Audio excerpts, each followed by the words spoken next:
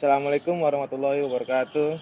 Waalaikumsalam warahmatullahi wabarakatuh. Kami dari pelajaran Islam Ulil Albab dari kelas CC yang beranggotakan saya Muhammad bin Nasr Putro dengan NIM 20525044. Dan saya sendiri Nur Muhammad Ilham Taufik Hidayatullah dengan NIM 195255098. Oke, kali ini kita akan membahas tugas UAS yaitu peradaban Islam dari UII. Oke, masuk kita bang. Oh ya, siap. Pertama tuh apa sih yang mau kita bahas nih? Pertama tuh kita tuh harus meluhurkan peradaban dulu bang. Jadi kayak pada tanggal 27 Rajab tahun 1364 bertepatan 77 tahun yang lalu, sekelompok anak bangsa yang pemikirannya jauh melampaui zamannya mendirikan sekolah tinggi Islam atau biasa disebut STI. STI itu nama awalan Universitas Islam Indonesia. Jadi gitu loh bang. Jadi kayak sebelum UI itu ada dinamakan STI dulu gitu. Itu tahun lahirnya tuh tahun berapa sih ya? Kalau lahir STI sendiri itu 27 Rajab bang, 1364. Nah jadi kayak penamaan tanggalnya pun tanggal Islam bang, saking Islamnya gitu loh. Oh iya, karena kampus kita kan memang kampus Islam. Ya betul. Terus juga pada tahun ini juga milad ke-77 kita bang. Jadi kayak UI itu ulang tahunnya tuh pada 77. Saking tuanya kali tuh bang, umurnya universitas kita tuh. Iya sih memang betul kan. Terus juga kita harus mensyukuri bang perkembangan UI yang lahirnya dan tumbuh bersama bangsa bang. Kayak dari zaman COVID, zaman normalisasi segala macam ya bang gitu. Tuh. Tapi bang, ngomong-ngomong kita tuh harus menghormati masa lalu dulu bang. Kenapa tuh kita harus menghormati masa lalu tuh Tang? Karena kerja keras aktor peradaban masa lampau UI itu telah meninggalkan jejak bang. Jadi kayak apa yang dikerjakan pada tokoh-tokoh zaman dulu tuh berbekas di Indonesia ini bang gitu loh. Betul tuh, sekali. Saking kerennya gitu bang. Parah pokoknya. Tapi bang, ini bang sebagai itu sisanya memudar bang, tapi sayangnya. Memudarnya tuh karena apa tuh? Nah, memudarnya itu karena sejarah itu saking berputarnya jadi kayak makin hilang gitu loh bang. Gitu. Kayak gitu. Makin tergelis sama sejarah ya, gitu lah. Terus juga para pendiri UI itu telah menyemai nilai-nilai agung yang perlu dirawat bang. Contohnya poin pertama itu ada satu keragaman pemikiran Islam. Jadi kita sebagai individu tuh kita harus menanamkan pikiran-pikiran Islam gitu loh bang. Gitu. Betul. Karena pada saat tokoh-tokoh sebelum yang pendiri-pendiri tuh pemikiran-pemikiran mereka tuh pemikiran keragaman pemikiran Islam gitu loh bang. Baik secara modern gitu loh bang. Gitu. Betul. Nah, terus untuk poin yang keduanya bang, kesejahteraan antara keislaman dan kebangsaan. Jadi hubungan korelasi antara keislaman sama kebangsaan itu harus sebanding bang gitu loh. Iya. Asiknya gitu kalau di UI gitu tuh ya. Parah. Terus juga integrasi Islam dan ilmu. Jadi antara ilmu sama Islam kita tuh harus sebanding gitu loh bang. Karena cakupannya tuh Islam tuh kan secara luas, baik dari pengetahuan, baik dari akidah segala macem. Jadi kita tuh harus sebanding lah bang sama apa ilmunya beragama gitu. Juga harus diimbangi sama ilmu. Betul bang. Nah, terus juga UI adalah rumah besarnya yang di dalamnya keragaman pemikiran Islam dihargai. Jadi gini loh bang, kayak kita tuh punya pemikiran Islam. Jadi karena kita di UI semua pendapat asumsi kita tuh harus dihargai sama teman-teman kita gitu, teman-teman sebaya kita gitu. Itu enaknya gitu tuh jadi pemirsa.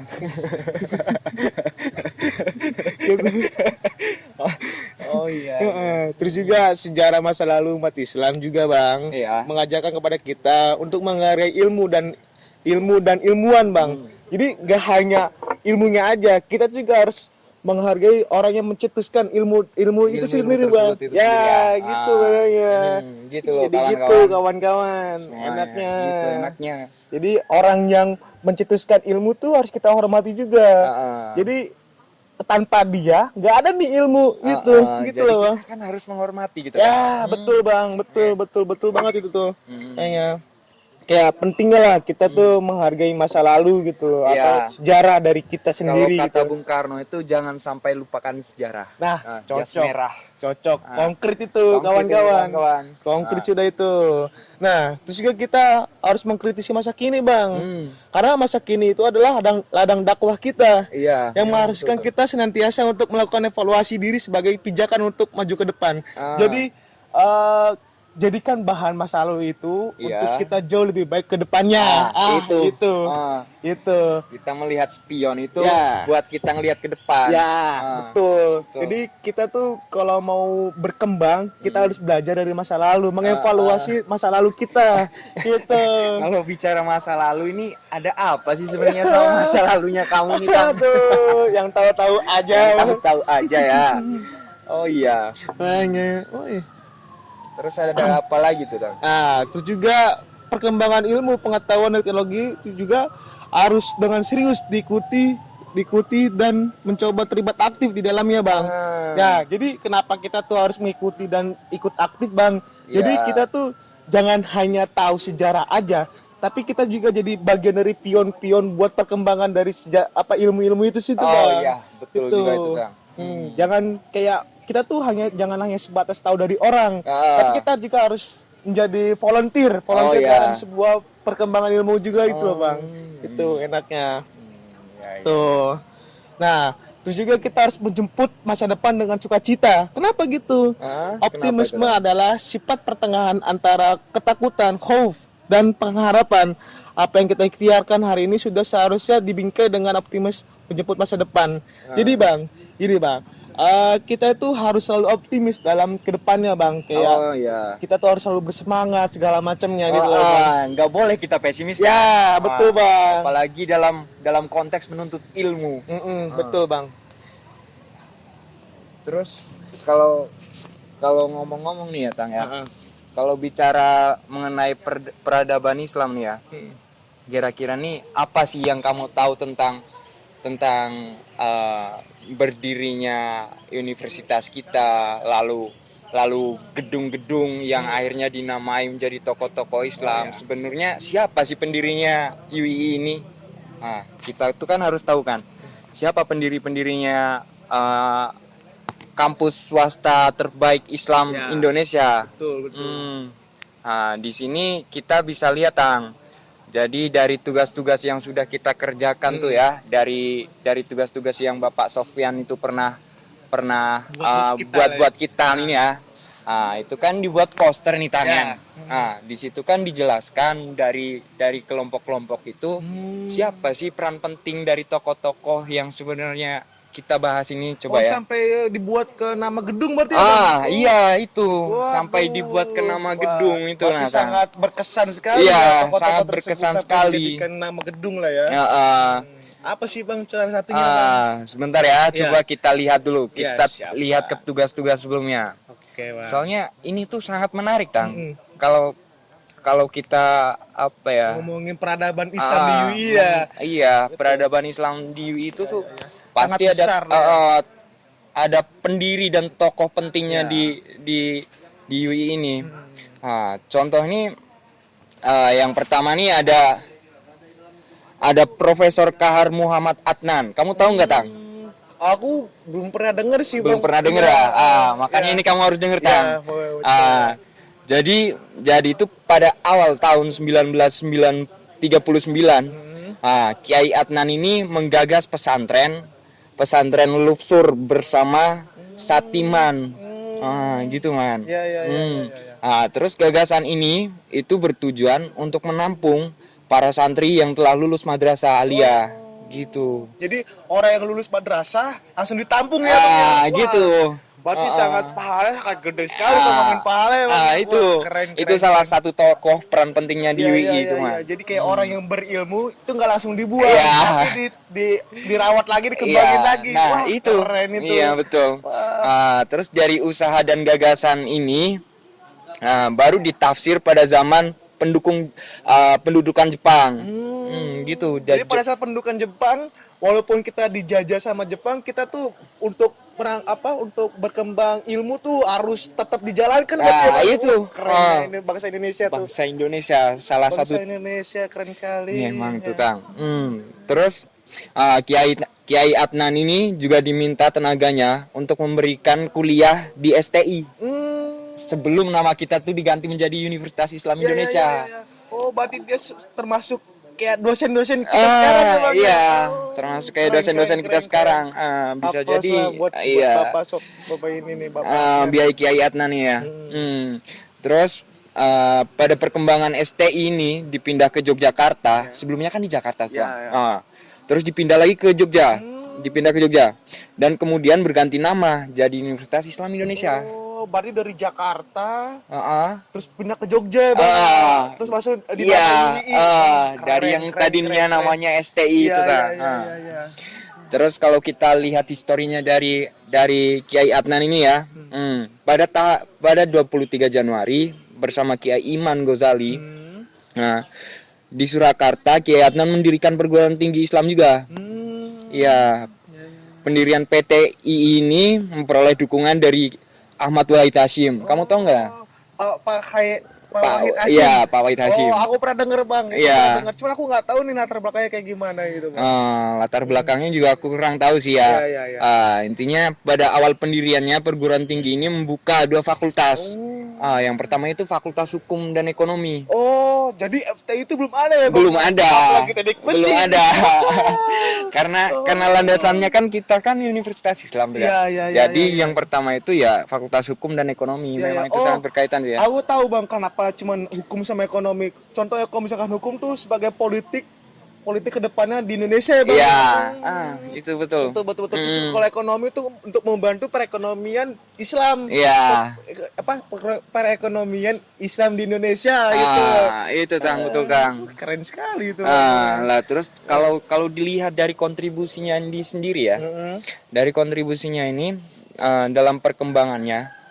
Karena ada 2 perguruan tinggi Islam yang bercocok sama, PTI di Surakarta dan UI di Yogyakarta.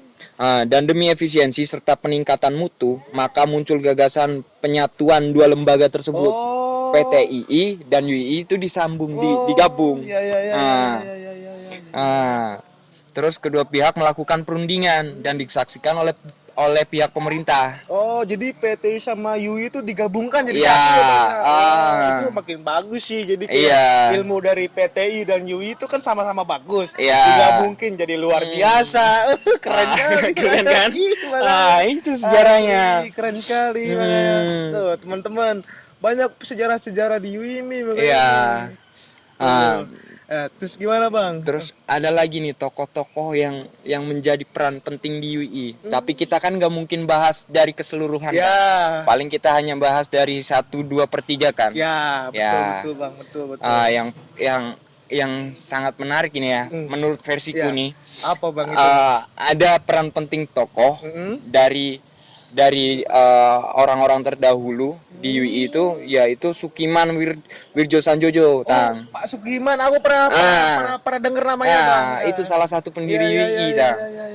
Terus kalau dilihat dari profilnya ini ya, dalam sejarah bangsa Indonesia nih ya, Sukiman Wirjo Sanjojo itu merupakan sosok penting yang turut serta dalam pembentukan Negara Kesatuan Republik Indonesia.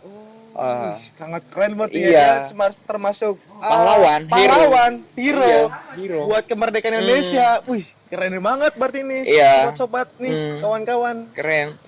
Namanya itu dikenal sebagai Perdana Menteri Indonesia ke-6. Perdana Menteri ke-6. Pada 27 April 1951 sampai 3 April. Berarti 1541 kan baru kemerdekaan 1945. Berarti termasuk orang-orang pertama ya, Bang. Pertama buat kemerdekaan Indonesia. Wah, keren sekali teman-teman ini berarti ini. Terus kalau kontribusinya sendiri buat UI ini ya. Wirjo Sanjojo ini mendirikan perguruan tinggi Islam dengan nama Sekolah Tinggi Islam STI, yaitu dia gabungan dari tokoh-tokoh sebelumnya. Gitu-gitu, Tang. Berarti dari PTI sama Iya. UI jadi gabungnya bang gitu ya. Iya, Tapi iya. kamu tahu nggak sih Apa? kalau nama Sukiman Wirjo Sanjojo ini Ya. dikasih nama di gedung apa, Tang? Kalau di UI itu? Aku kurang tahu ya bang. Emang apa itu ya bang? Kalau di UI itu Sukiman Wirjo Sanjojo itu dikasih nama buat nama Fakultas Kedokteran, Tang. Oh, fakultas kedokteran. Aku kurang tahu, mainku kurang jauh berarti bang kalau kayak gitu bang. Makanya. Terus ada lagi nggak sih, Tang, yang kamu tahu? Coba ya bang ya, sebentar bang. Nah, itu juga nih bang, ada juga bang kayak tonggak terpenting modernisasi Islam Oh iya. di UI itu bang. Nah, jadi tuh UI itu melahirkan sebuah organisasi bang, organisasi Islam. Oh iya. Nah, organisasi namanya itu Himpunan Mahasiswa Islam atau biasanya disebut HMI. Iya, Yang hijau-hijau itu Oh, bang. iya. Hijau nih Iya, bang. Itu ada kawan-kawanku itu pada masuk organisasi itu soalnya, Tang. iya. Katanya organisasi yang berkaitan dengan Islam. Kalau misalkan organisasi yang berkaitan dengan Islam tuh bagus juga menurutku Iya. sih bang. Berarti dia kayak mengkaji ilmu-ilmu Iya. Islam berarti secara nggak langsung bang. Wah, keren kayak Dia gitu. sangat selaras sama perguruan tinggi Ya kita. betul sekali bang gitu. Iya. Terus juga ada namanya Pelajar Islam Indonesia atau PII bang. Wah aku baru denger juga nih PII nih. PII. Ya. Pelajar Islam Indonesia. Jadi kayak menurutku ya bang ya dari pandangan aku pelajar Islam Indonesia. Jadi itu kayak sebuah komunitas antara mahasiswa yang beragama Islam yang menurutku satu rasa sehingga dia membentuk organisasi yang bernama PI ini bang. Menurutku ya bang ya. Iya. Ya yang melihat dari namanya pelajar Islam Indonesia bang gitu. Itu tuh merupakan organisasi internal atau eksternal itu? Nah menurutku ini internal bang. Karena kenapa? Termasuk kan ada yang dinamakan Islam bang, Islam Indonesia. Kalau kita kan UII, Universitas Islam Indonesia, jadi masuk internal ya bang. Berarti itu termasuk organisasi internal ya. Jadi organisasi ini tuh kayak nggak melihat latar belakang dari mereka siapa gitu loh bang. Oh iya. Mau baik dia dari suku mana, yang penting dia Islam, dia bisa masuk. Wah keren kali waktu itu. Iya makanya.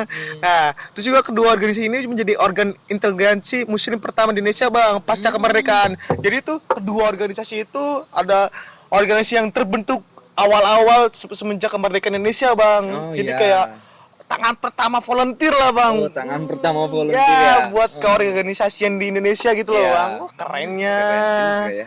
Makanya bang. Jadi pengen masuk organisasi itu loh. Sumpah. Ya kalau menurutku sih bagus sih bang. Jadi nggak apa-apa sih menurutku. Terus juga ini bang, dua organisasi itu menyatukan kaum terpelajar dan terorganisasi bang. Jadi kayak seluruh Indonesia dimakan. Kalau Indonesia kan dari Sabang sampai Merauke. Nah mereka disatukan di HMI sama PI ini bang gitu ya. Makanya jadi mereka berbeda-beda suku, berbeda-beda ras, ya. Mereka masih Islam dan masih bersatu ya, jadi menyatukan gitu loh bang. Jadi satu kesatuan gitu, dijadikan satu wadah di PI sama MI. Betul supaya kenapa biar jadi satu kesatuan dan satu rasa bang gitu ya. Karena menurutku ya bang, soalnya ini kan terbentuknya setelah kemerdekaan Indonesia bang, kayak jatuhnya biar kita itu makin kompak satu sama lain, baik dari bangsa sana, bangsa situ loh bang gitu. Iya. Saking kerennya tuh bang makanya.